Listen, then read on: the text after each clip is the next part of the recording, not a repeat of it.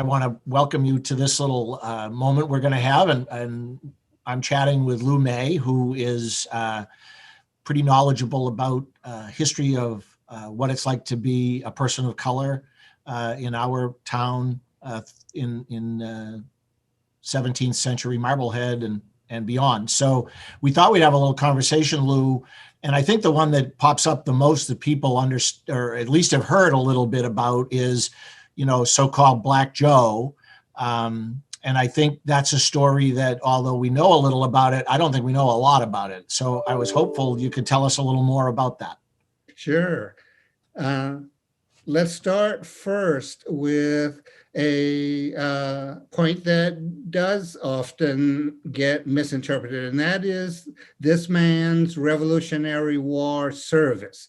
A number of commentaries about it place him in a company connected to Marblehead during the Revolutionary War. And just in the last few years, some very dogged research by National Park Service, Salem Maritime, turned up that no, what we're calling our Joseph Brown actually had his service in a company in Rhode Island. So he actually was an enslaved man in a family in Rhode Island. And that was a way in those times that men who were enslaved sometimes were able to gain freedom by being soldiers. So this is a way that Joseph gained his freedom. Among the ways that probably there's some confusion is that, would you believe there was another person in Marblehead at the time of the Revolutionary War named Joseph Brown? He was a white person, and he indeed did serve in a Marblehead-based company or regiment during the war. You can see in the Marblehead vital records on the website of the town's historical commission all about that Joseph Brown during the 1770s and 1780s. That Joseph Brown is shown in the 1790 first United States federal census as living in Marblehead.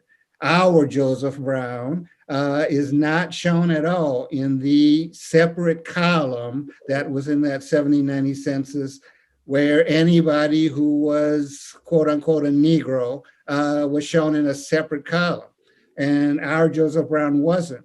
But we know that Joseph arrived in Marblehead in time to be married to Lucretia Thomas in 1794. So in the 1800 census, he is shown, our Joseph Brown, and the other Joseph Brown is not shown anymore. So there's a bit of confusion about the Revolutionary War service that we're ready to put some documents into the mix and show people what we think is pretty definitive proof that the Joseph Brown who had a good life here in Marblehead did not arrive here until a good bit after the Revolutionary War.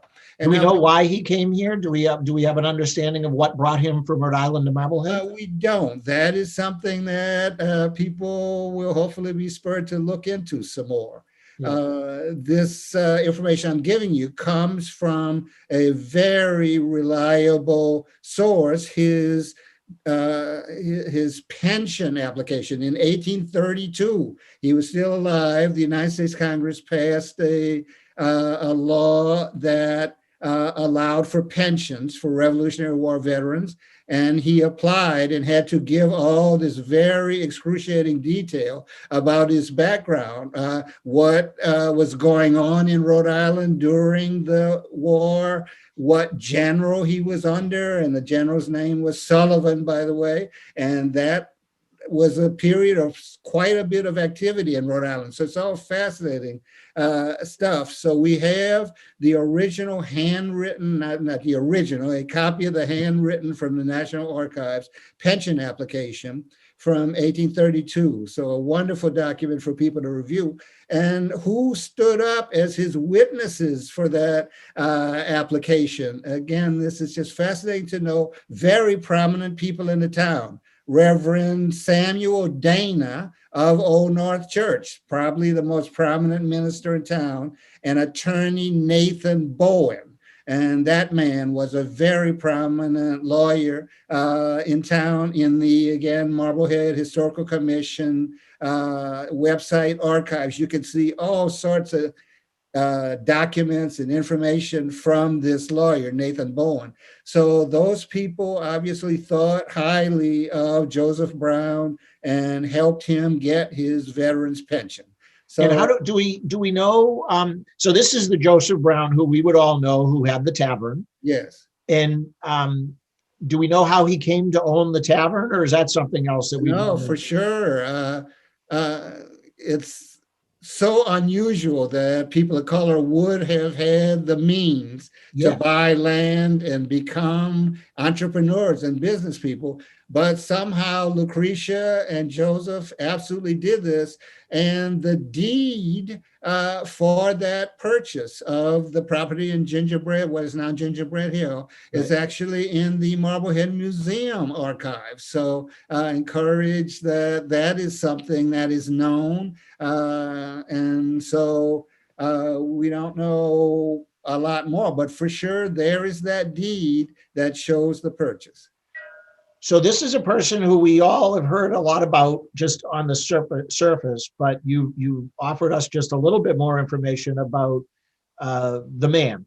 And I think that's just fabulous. And I hope that whets people's appetite to the point that they want to go find out just a little bit more. So he's a lot more than just a cookie named after him, the Joe Frogger, and he's a lot more than just that moniker that he gets of Black Joe, which, I think is, in the day that was one thing, but, its appropriateness today, I think we all question, but that's how he was known. Right. And in my personal opinion, I think it was not pejorative. It was a distinguishing feature between that man and the other, Joseph Brown. That's just my personal view. And for sure, as you expressed, there are other thoughts about that on the table that we're all going to be going over in the near future. Right. Well, that's been a fascinating beginning of a story, Lou, and I think that's our goal in this operation. This little thing is just to give you the start of a story with the hope that you'll go and find out a lot more about it. So I want to thank you for telling us a little bit about Joseph Brown, the Joseph Brown of the tavern fame in Marblehead. Yes. Thanks, Lou.